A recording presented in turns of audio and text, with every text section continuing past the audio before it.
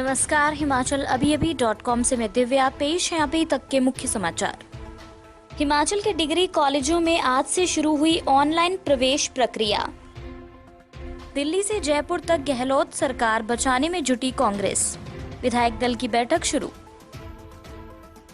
राजस्थान के सीएम गहलोत के करीबियों पर दिल्ली से राजस्थान तक आयकर विभाग की छापेमारी। मध्य प्रदेश में शिवराज सिंह चौहान ने किया विभागों का बंटवारा। नरोत्तम मिश्रा बने मध्य प्रदेश के गृह मंत्री। यशोधरा राजे सिंधिया को खेल मंत्रालय। देश में 24 घंटे में कोरोना के 28,701 नए मामले, 500 लोगों की मौत।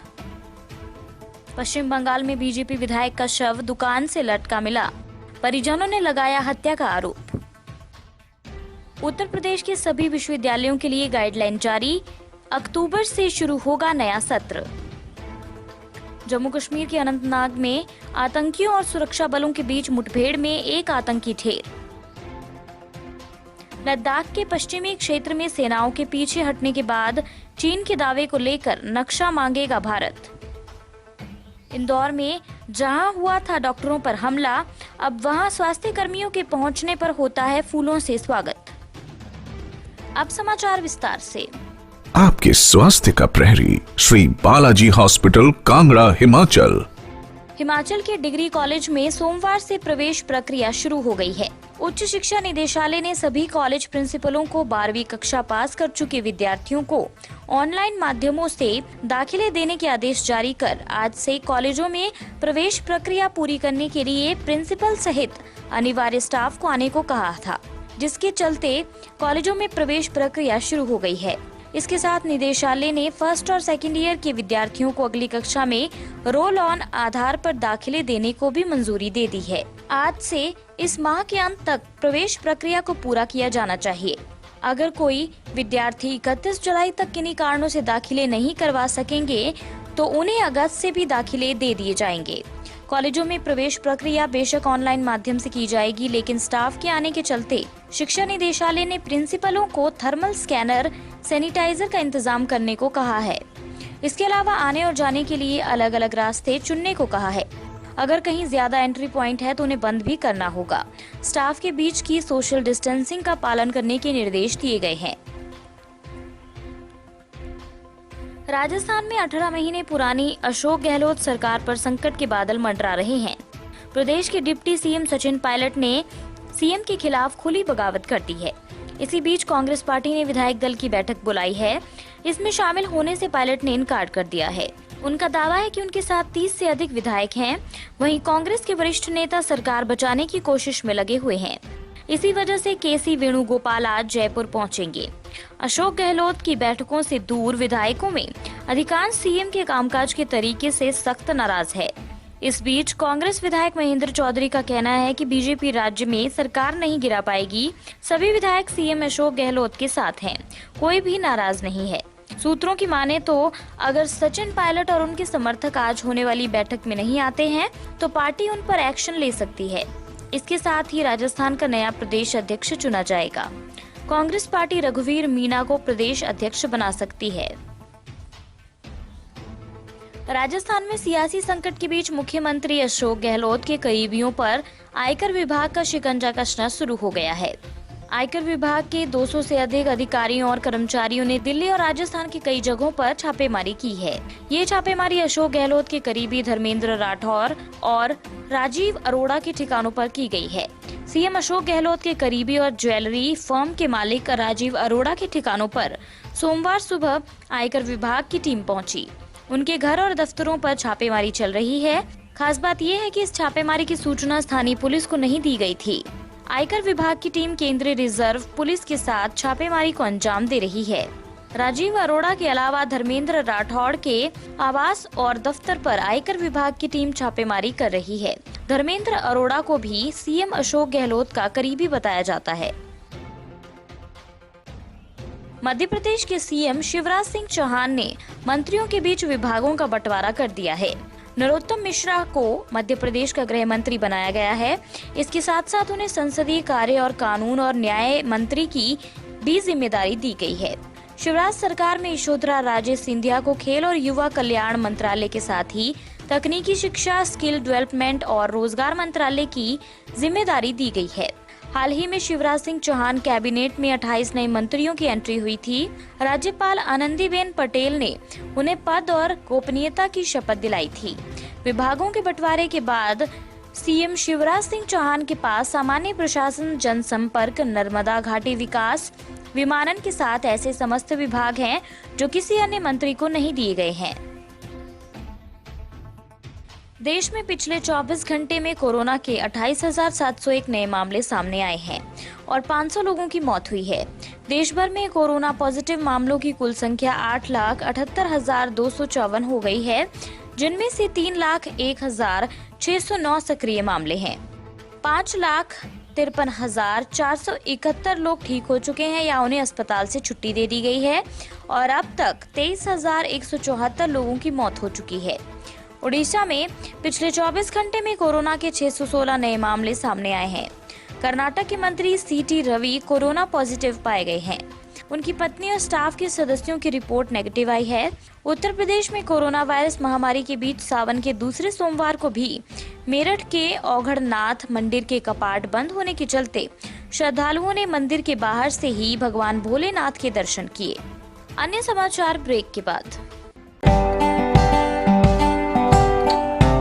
Shri Balaji multi speciality hospital Kangra, जहां आपको एक ही छत के नीचे मिले बेहतरीन चिकित्सा सुविधाएं, cardiology, laparoscopic, general surgery, neuro surgery, orthopaedics, paediatric, radio diagnosis, urology, gastroenterology, ophthalmology, pathology, medicine, anaesthesia और डेंटल जैसी अत्याधुनिक और बेहतरीन चिकित्सा सुविधाएं, 24 घंटे इमरजेंसी सुविधा, 9 बेड के साथ critical care unit, cardiac monitor और डिफिब्रिलेटर्स, सेंट्रल ऑक्सीजन लाइन और वेंटिलेटर सुविधा।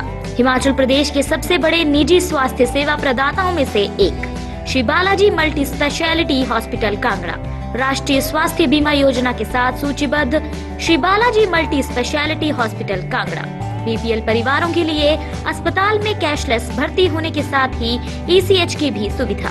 हमारा पता Shri Balaji multi speciality hospital, Balaji Vihar, Ujjain, Kangra. संपर्क करें 9218411108 पर। Shri Balaji multi speciality hospital Kangra.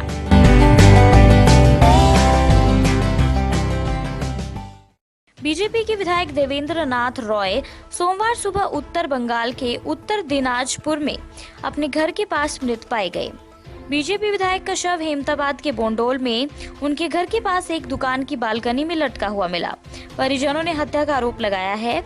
Police ने मामले की जांच शुरू कर दी है। अभी तक किसी को गिरफ्तार नहीं किया गया है। आसपास के लोगों का स्पष्ट मानना है कि बीजेपी विधायक की पहले हत्या कर दी गई और बाद में शव को दुकान से लटका दिया गया। देवेंद्र नाथ रॉय 2016 में सीपीआईएम के टिकट पर उत्तर दिनाजपुर जिले के हेमताबाद विधानसभा सीट से चुनाव जीते थे, लेकिन बाद में वे 2019 में बीजेपी में शामिल हो गए।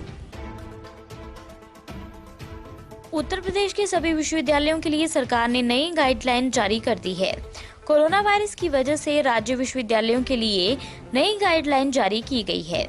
इसके मुताबिक नए सत्र की शुरुआत अक्टूबर से होगी। नवंबर से पढ़ाई शुरू हो जाएगी और अगले साल यानी मार्च 2021 में परीक्षाएं होंगी। सभी पोस्ट ग्रेजुएट कक्षाओं के लिए कक्षाएं 1 नवंबर से शुरू हो जाएंगी। वहीं कोरोना काल में छात्रों की सुरक्षा को ध्यान में रखते हुए उत्तर प्रदेश में 31 जुलाई तक सभी शैक्षणिक संस्थानों को बंद कर दिया गया है। इस दौरान राज्य में ऑनलाइन कक्षाएं जारी रहेंगी। बता दें कि इस साल सभी राज्य विश्वविद्यालयों में कक्षाएं और परीक्षाएं कोरोना महामारी के कारण स्थगित और रद्द कर दी गई हैं। जम्मू कश्मीर के अनंतनाग जिले में आतंकियों और सुरक्षा बलों के बीच मुठभेड़ में एक आतंकी ढेर हो गया है। सोमवार सुबह शुरू हुए इस ऑपरेशन को सीआरपीएफ की क्विक एक्शन टीम के साथ ही पुलिस और सेना की 3 राष्ट्रीय राइफल की संयुक्त टीम अंजाम दे रही है। उत्तरी कश्मीर के बारामूला जिले के सोपोर में कल सुरक्षा बलों ने 3 आतंकियों को मुठभेड़ में मार गिराया था। मारे गए आतंकियों में 3 AK-47 राइफल तथा विस्फोटक सामग्री बरामद की गई। सोपोर के रेबान गांव में आतंकियों की मौजूदगी की सूचना पर रविवार तड़के 4 बजे सुरक्षा बलों ने सर्च ऑपरेशन चलाया। इस दौरान एक घर में छिपे आतंकियों ने घेरा सख्त होता देख सुरक्षा बलों पर फायरिंग शुरू कर दी।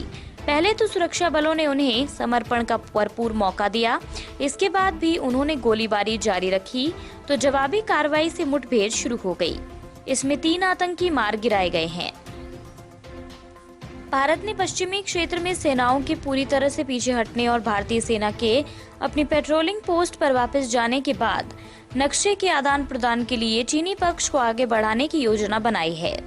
सरकारी अधिकारियों का कहना है कि इससे एक दूसरे के दावे की पुष्टि और वास्तविक नियंत्रण रेखा LAC का पता चल जाएगा। इसके बाद प्रबंधन और पेट्रोलिंग प्रोटोकॉल आसान बन जाएंगी।